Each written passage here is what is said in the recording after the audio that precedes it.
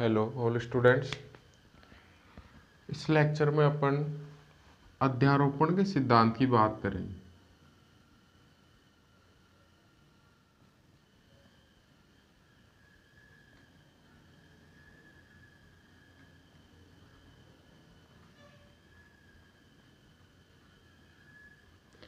ये आपका पेपर्स जो है ऑप्टिक्स का पेपर है, इसकी मैं सेकंड यूनिट सबसे पहले आपको पढ़ा रहा हूँ। ठीक है, प्रिंसिपल ऑफ सुपरपोजिशन।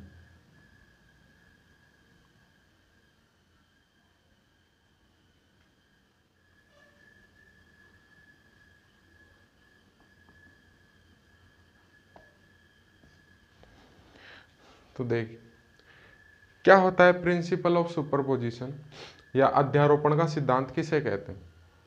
तो जो अध्यारोपण का सिद्धांत है ये क्या होता है, इस सिद्धांत के अनुसार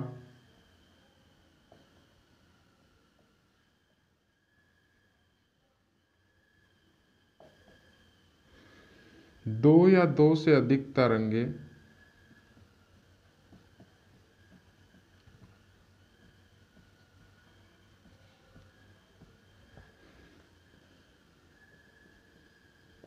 किसी बिंदु पर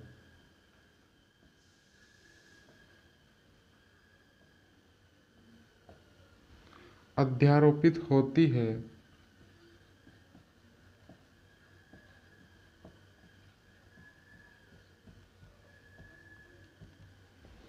तो परिणामी तरंग का विस्थापन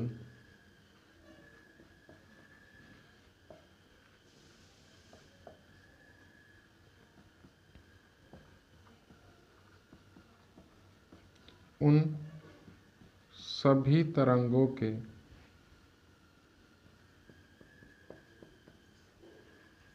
सदिश योग के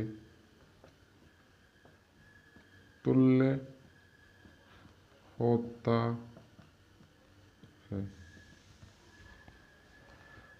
अगर मैं इंग्लिश में बात करूं तो according to this principle, when two और more waves superpose at fix point, then resultant intensity या resultant displacement of result final wave is equal to vector addition of individual wave. According to this principle, when two or more wave superpose at point, then final displacement of wave is equal to vector addition of individual wave. Okay, तो क्या मतलब है कि मान लिया मेरे पास में कोई एक वेव है और ये वेव है, तो ये जो तरंग है इसके लिए कोई ना कोई एक समीकरण होगा, और मैंने मान लिया उसके लिए जो मैथमेटिकल फॉर्म में अगर जो विस्थापन की समीकरण है या जो डिस्प्लेसमेंट इक्वेशन है वो मैंने लिख ली y1 equal to a1 sine omega T. ये कोई वेव है और इसके लिए जो विस्थापन या डिस्प्लेसमेंट इक्वेशन है वो मैंने लिख दी y1 a1 sine omega T. ये जो a1 है ये तो इसकी विस्थापन समीकरण है। a1 यहाँ पर जो कहलाता है ये आपका आयाम कहलाता है। क्या कहलाता है? आयाम, और इंग्लिश में बोलते हैं एम्पलीट्यूड। ये जो ओमेगा टी है ये आपका कलांतर कहलाता है, फेज डिफरेंस या फेज। ठीक है, कला। यहां तक समझ आ गई। अब अपन क्या बात करते हैं कि अध्यारोपण के सिद्धांत को गणितीय रूप में समझने के लिए मैं दो क्या लेता हूं, तरंग लेता हूं, वेव लेता हूं। फर्स्ट और सेकंड मैंने मान लिया y2, इसकी जो समीकरण है वो sign omega T minus five. ये फाइव क्या दिखा रहा है यहाँ पर? कलांतर को। इन दोनों के बीच में देखो जो दो इक्वेशन है उनके बीच में कलांतर याद करने के लिए क्या करते हैं, फेज डिफरेंस याद करने के लिए दोनों सेम फॉर्म में, ये भी साइन है ये भी साइन है, दोनों के जो कला है यहाँ ओमेगा टी है और यहाँ ओमेगा टी प्लस फाइव, दोनों को सब्ट्रैक्ट कर दो, क्या बचेगा? फाइव। इसका मतलब दोनों के बीच में जो कलांतर है वो क्या हो गया? फाइव। कैसे? इसको अपन समझ भी सकते हैं। इसका अगर मैं ग्राफ बनाऊंगा तो जो साइन का ग्राफ होता है वो ज्यावक्रीय कैसे बनता है, ऐसे ही बनेगा क्या। और sign omega T plus five, इसका मतलब ये फाइव पे डिपेंड करेगा। किस पे डिपेंड करेगा, फाइव पे डिपेंड करेगा। मान लो फाइव की वैल्यू कितनी है, पाई बाई टू है, तो ये क्या हो जाएगा, sign omega T plus pi by two. कितना हो जाएगा, कोस में कन्वर्ट हो जाएगा। अरे pi by two plus theta, sine pi by two plus theta cos, तो कोस का ग्राफ कैसे आता है,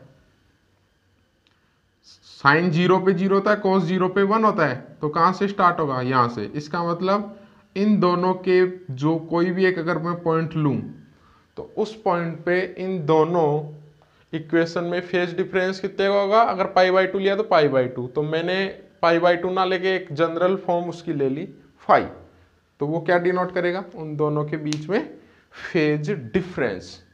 ठीक है, तो प्रिंसिपल ऑफ सुपरपोजिशन क्या कहता है, अगर मैं इसकी बात करूं तो इसके अकॉर्डिंग देखो, जो मैंने डेफिनेशन यहां पर लिखी, तो क्या बोल रहा है, ये परिणामी तरंग का विस्थापन, जो फाइनल डिस्प्लेसमेंट है वेव का, y, इसको मैं क्या लिख सकता हूं, इंडिविजुअल वेव है, दो वेव लिए मैंने, सिंप्लिसिटी के लिए, सरलता के लिए, दो से ज्यादा भी ले सकते हो, तो y1 vector plus y2 vector, और ये इसका सदिश। अगर ज्यादा होगी तो प्लस डैश डैश। समझ आ गया। दो या दो से ज्यादा तरंगे किसी माध्यम में संचरित होती हुई किसी बिंदु पर अध्यारोपित या सुपर इम्पोज होती है, तो परिणामी तरंग का विस्थापन उनके अलग अलग विस्थापन के सदिश योग के तुल्य होता है। ये किसकी परिभाषा है, अध्यारोपण के सिद्धांत की परिभाषा है। तो ये आपको आनी चाहिए, y vector, y1 vector plus y2 vector plus dash dash dash. ठीक है, ये इसकी अपन बात करते। अब इसके लिए क्या करते हैं कि दो तरंग जो अध्यारोपण है, तो उसमें जो फाइनल तरंग है उसका विस्थापन होगा, और विस्थापन होगा तो अपन उससे क्या निकाल सकते हैं, उसका आयाम निकाल सकते हैं, और फाइनली आयाम परिणामी आयाम। तो देखो क्या करना है, यहाँ पर मैं बता देता हूँ। आज की क्लास में अपन क्या करेंगे,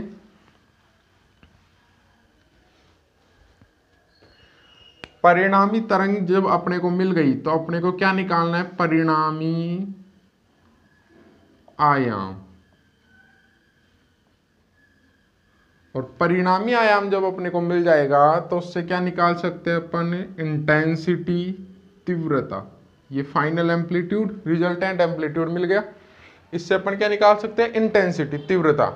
और वो जो तीव्रता की मान है वो क्या होगा, यूनिफॉर्म या एक समान रूप से नहीं होगा, वो कुछ बिंदुओं पर अधिक होगा और कुछ बिंदुओं पर कम होगा।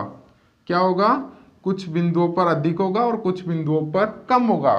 तो जहां पर अधिक होगा उनको बोलते हैं संपोषी, और जहां पर कम होगा उसको विनाशी।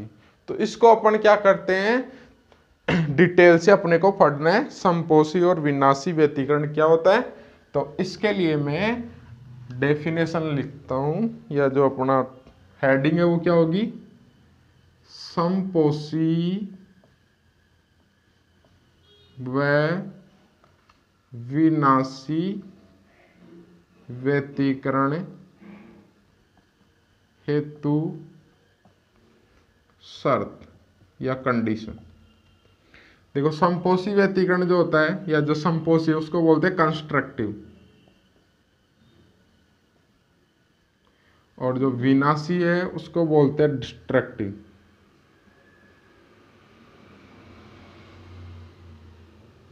ठीक है, समझ आ गया।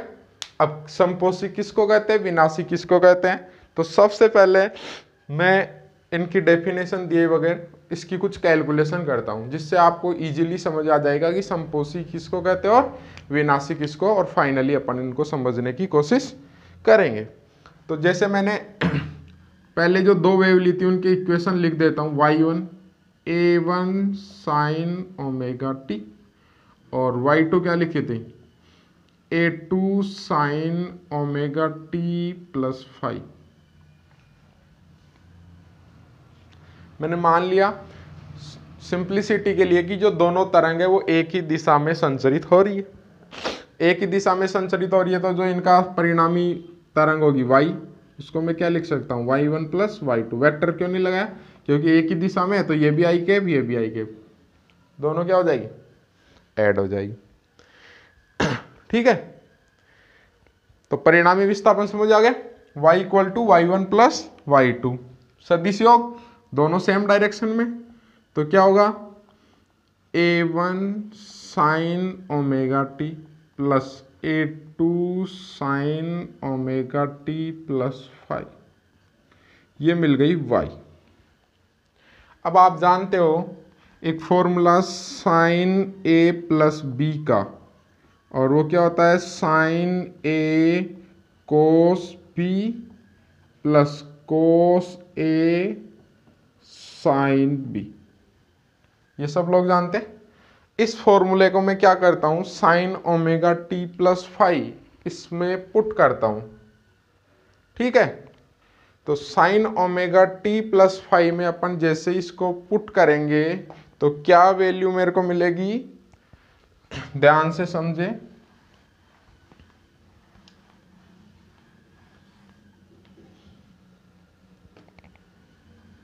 y a1 sine omega T, यही थी क्या फर्स्ट जो पीछे इक्वेशन लिखी थी मैंने, second a2 sine omega T plus 5, क्या लिख सकता हूं sine omega T cos 5 plus cos omega T sine 5।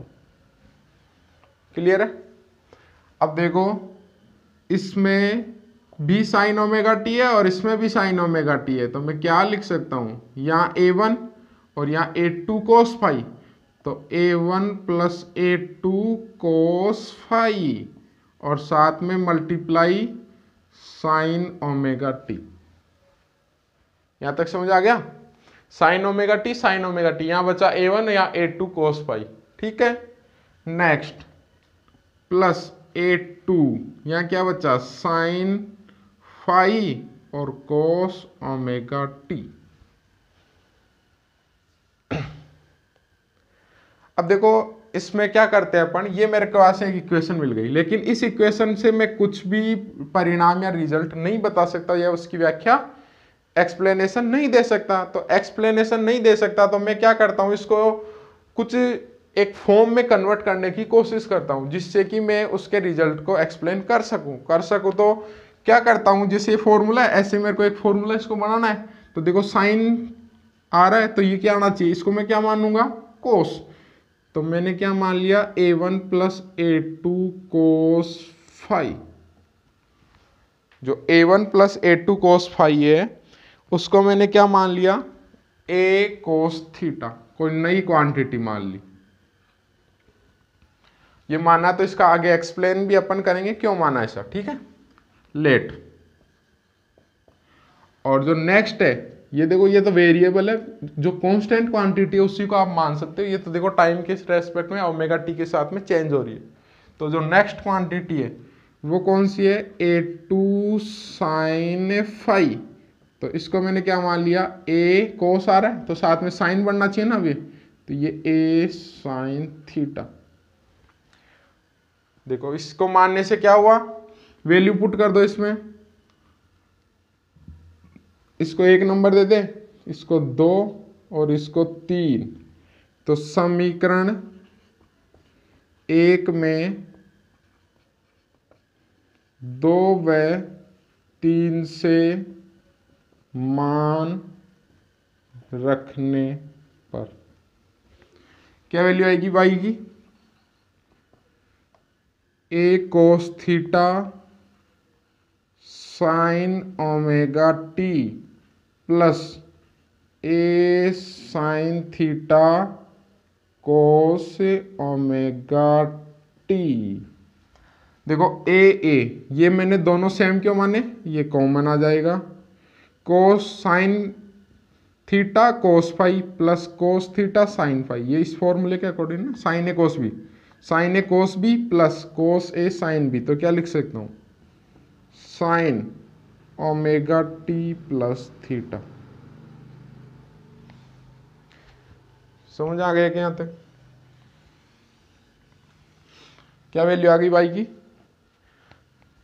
ए sine omega T plus theta. ये अपने पास में क्या मिल गया?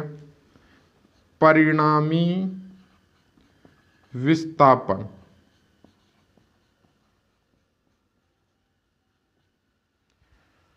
ए क्या है? परिणामी आयाम। फाई क्या है? परिणामी थीटा परिणामी कलांत। और ये क्या है? इसकी परिणामी कला। यानी जो रिजल्टेंट वेव है उसका जो विस्थापन होगा या वो जो गति करेगी वो किसकी अकॉर्डिंग करेगी? Sign omega T plus theta. अब मेरे को ए निकालना है। सबसे पहले तो क्या निकालना है? ए। इसको मैं कितने नंबर दे देता हूं? 4 नंबर। तो परिणामी मेरे को आयाम निकालना है। तो परिणामी आयाम कैसे निकालेंगे? देखो, परिणामी आयाम निकालने के लिए 2 और 3 नंबर इक्वेशन है। तो जो 2 नंबर इक्वेशन है उनका क्या करता हूं? 2 और 3 का समीकरण 2 व 3 का वर्ग कर जोड़ने पर, वर्ग का मतलब स्क्वायर, दोनों का स्क्वायर करके ऐड कर दिया तो क्या वैल्यू आएगी? स्क्वायर करो, अलग अलग स्क्वायर करना है। तो देखो स्क्वायर किया पहले इसका, तो a1 plus a2 cos phi इसका होल स्क्वायर। अब लेफ्ट में लेफ्ट जोड़ना है, राइट में राइट जोड़ना है। इसका भी स्क्वायर किया तो a2 square sine square phi जोड़ दिया।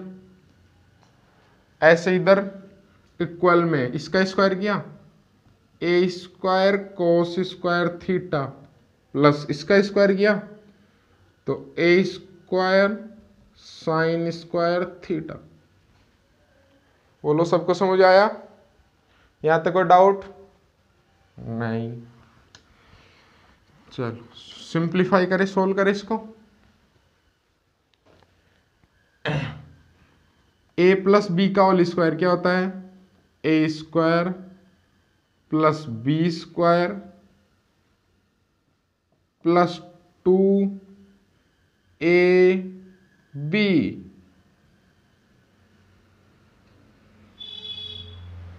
Clear, plus a2 square sine square five equal to a square cos square theta plus a square sine square theta. दिख रहा है सभी बच्चों को? चलो मैं इंक डाल लेता हूं इसमें।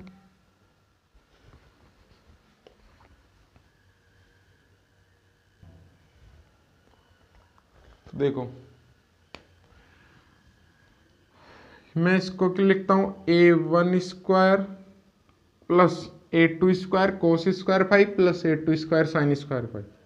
तो a2 स्क्वायर कॉमन आ गया, cos square five plus sine square five कितना होता है? 1 प्लस 2a1 a2 कोस फाइव। ठीक है, ये ऐसे कैसे आ गया? ये इसके साथ कंबाइंड हो गया, a2 स्क्वायर बन गया। सबको समझ आ गया? Next a square cos square theta plus sine square theta कितना हो गया? 1। तो मेरे को परिणामी आयाम, मैंने जो पीछे इक्वेशन थी जो लिखी थी, इक्वेशन क्या लिखी थी? y equal to a sine omega T plus phi. A क्या था? परिणामी आयाम, यही था क्या? तो परिणामी आयाम क्या होगा?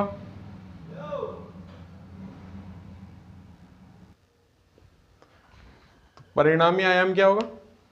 ए की वैल्यू अपन यहां से निकाल सकते हैं, कितनी होगी? Under root a1 square plus a2 square plus 2a1 a2 cos five.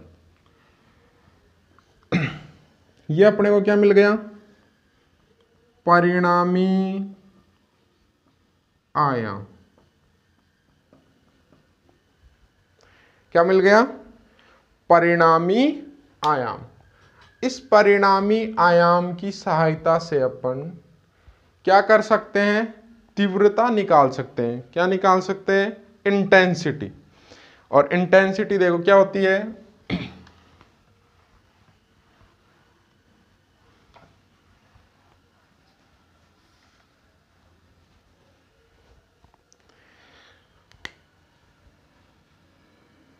परिणामी तीव्रता, रिजल्टेंट इंटेंसिटी। देखो तीव्रता क्या होती है? आयाम के मापांक के वर्ग के स्क्वायर, सॉरी वर्ग, आयाम के मापांक के वर्ग। जो परिणामी तीव्रता है, परिणामी तीव्रता आयाम के मापांक के वर्ग के समानुपाती होती है। ये मापांक ध्यान रखना। मॉडुलस रिजल्टेंट इंटेंसिटी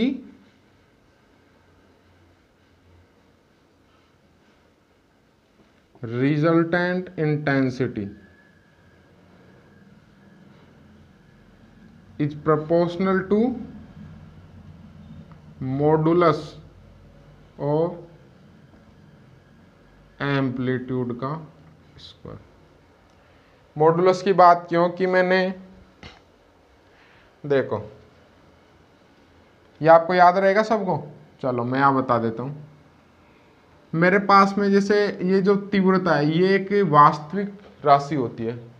क्या होती है? रियल क्वांटिटी होती है, वास्तविक राशि होती है। इसमें कोई भी पार्ट सम्मिश्र या जो इमेजिनरी है वो नहीं हो सकता। इमेजिनरी से मीनिंग क्या है?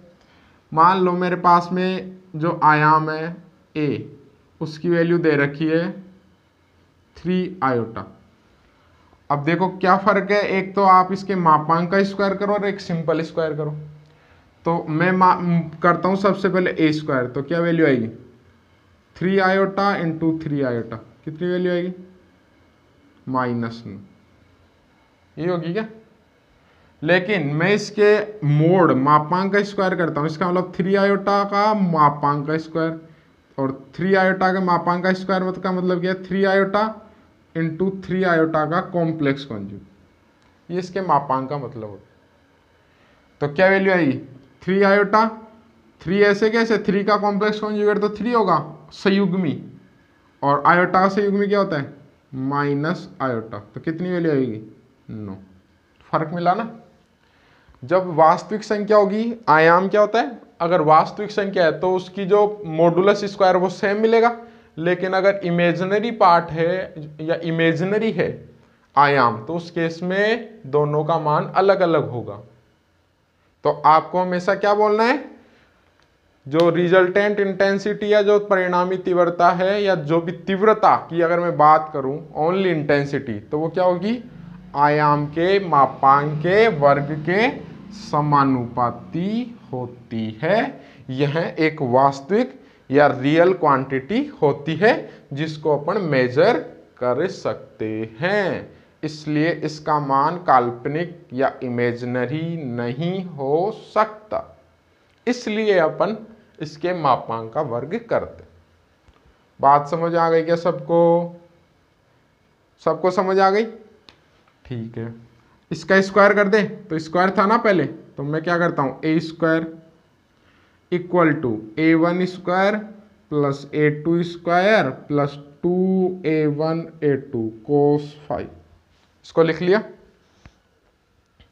अब देखो यहां पर, इस अकॉर्डिंग टू दिस डेफिनेशन, ऊपर दी गई परिभाषा के अनुसार अपन देखें तो जो फाइनल तीव्रता है, परिणामी तीव्रता, उसको तो मैं क्या लिख सकता हूं?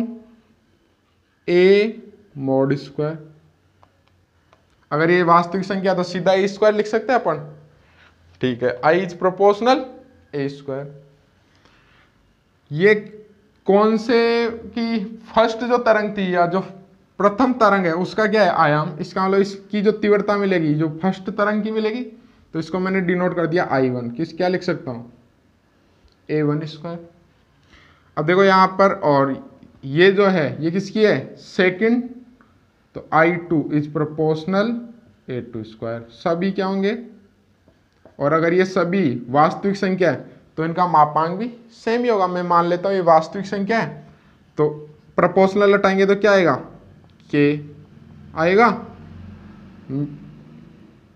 ये क्या आ जाएगा के A1 स्क्वायर, और ये क्या हो जाएगा के A2। मैंने वास्तविक मान लिया तो ये मापांक में हटा सकूं। इसका मतलब मैं इस पूरी इक्वेशन को किससे मल्टीप्लाई कर दूं के से, तो क्या होगा के ए स्क्वायर के A1 स्क्वायर के A2 स्क्वायर प्लस 2 के A1 A2 कोस 5। थोड़ा सा रीअरेंज कर लूं तो देखो क्या होगा के ए स्क्वायर के A1 स्क्वायर के A2 स्क्वायर प्लस 2, इसको मैं ऐसे लिख लूं अंडर रूट के स्क्वायर A1 A2 कोस 5 के square A1 square A2 square लिख सकता हूं क्या। देखो स्क्वायर है ना, 3 होगा तो रूट से कैंसिल हो जाएगा। क्यों लिखा है ऐसा वो भी मैं आपको बताता हूं।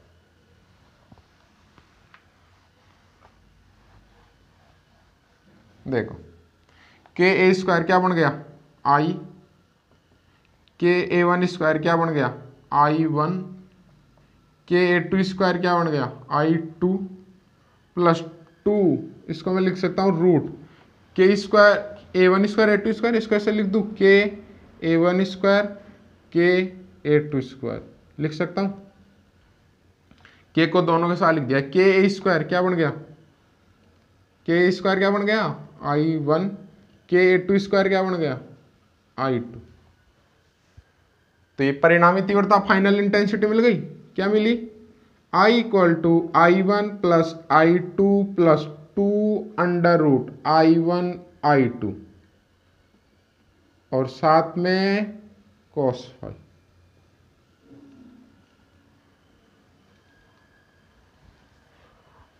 ये मिल गई मेरे को परिणामी तीव्रता final intensity.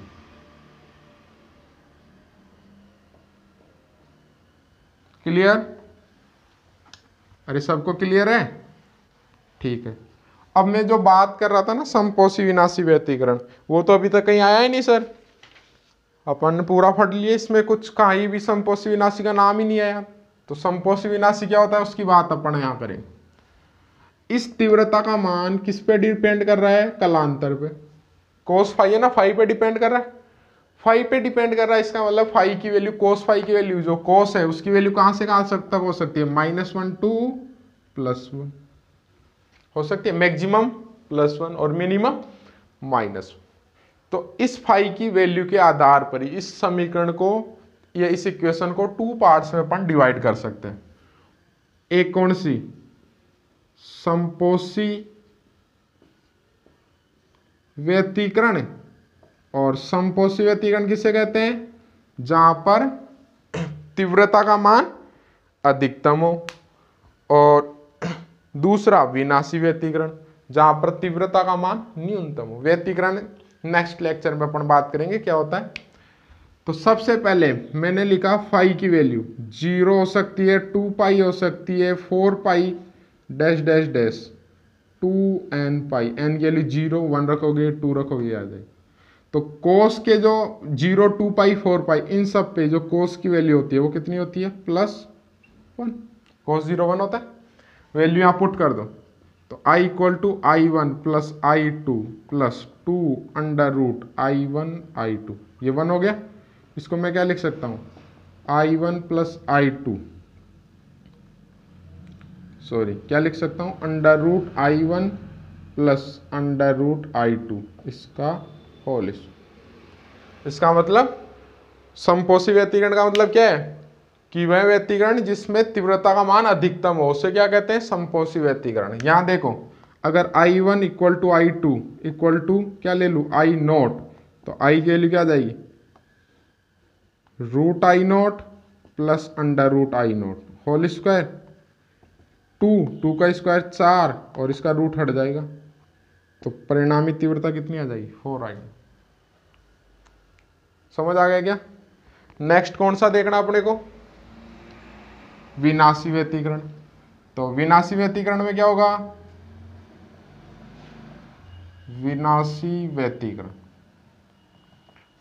cos phi minus minimum value, तो cos फाई क्या होना चाहिए -1, -1 कब होगा, फाई की वैल्यू क्या होनी चाहिए pi, 3 pi 5 pi dash dash dash 2n + 1 पाई।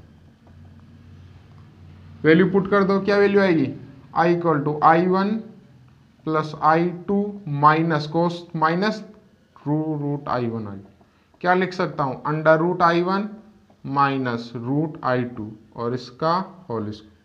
अगर I1 इक्वल टू I2 हुआ तो ये I है, ये दोनों अगर सेम हो गए तो कितनी हो जाएगी 0। इसका मतलब विनाशी व्यतिकरण में तीव्रता का मान न्यूनतम और समपोषी व्यतिकरण में तीव्रता का मान क्या होता है अधिकतम। समझ आ गया के? अरे सबको समझ आ गया पक्का? अब आपको पता चल गया यहां से कि जो तीव्रता है उसका मैक्सिमम मान कितना हो सकता है 4I0 और मिनिमम मान 0, और तीव्रता इन दोनों के बीच में क्या हो सकती है, अगर दोनों सेम नहीं हुए तो परिवर्तित हो सकती है। और किसके अकॉर्डिंग परिवर्तित होगी, कोस के अकॉर्डिंग। तो कैसा ग्राफ आएगा कोस का, ये जो मैक्सिमम वैल्यू ये तो कितनी हो सकती है 4I0 और मिनिमम कितनी हो सकती है 0। ये I मिनिमम और ये I मैक्सिमम, ठीक है? समझ आ गया क्या सबको? ठीक, तो ये अपना कौन सा टॉपिक पढ़ा आपने, अध्यारोपण का सिद्धांत। अध्यारोपण के सिद्धांत में क्या काम किया अपन ने, उसकी परिभाषा पढ़ी, 2 तरंगे ली और उससे समपोषी और विनाशी व्यतिकरण के लिए कंडीशन निकाली। तो सबसे पहले उनसे क्या निकाला, परिणामी आयाम। परिणामी आयाम के मापांक का क्या मिली, परिणामी तीव्रता फाइनल इंटेंसिटी। उसको अपने कलांतर के आधार पर 2 भाग में डिवाइड किया, एक समपोषी व्यतिकरण और एक विनाशी व्यतिकरण। जो समपोषी व्यतिकरण है उसके लिए तीव्रता का मान क्या होना चाहिए अधिकतम, और विनाशी व्यतिकरण के लिए तीव्रता का मान क्या होना चाहिए न्यूनतम, ठीक है? और उसका अपन ने ग्राफीय निरूपण पढ़ा।